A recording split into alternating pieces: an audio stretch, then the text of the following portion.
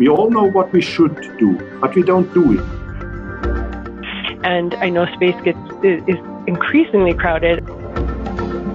When this happens in space, the horse is out of the barn, as we say in America, and it's hard to get the horse back in the barn.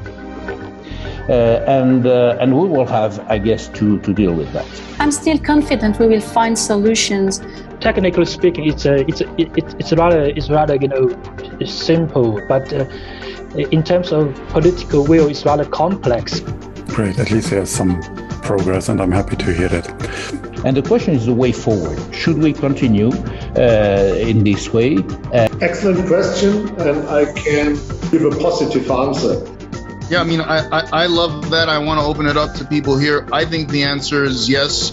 Unfortunately, objects as small as 5 millimeters can kill you. Right? It can terminate a mission.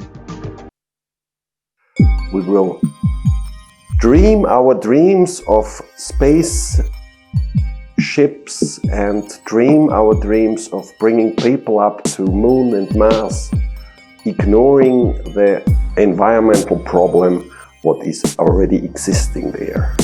The pictures and the sound installation should give a kind of reflection to this actual mantra situation, the frozen mantra situation.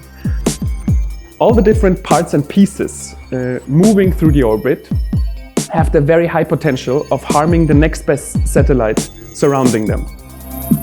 That way there is this ongoing festival of destruction that's happening right above our heads. My paintings try to compensate for us missing out on that.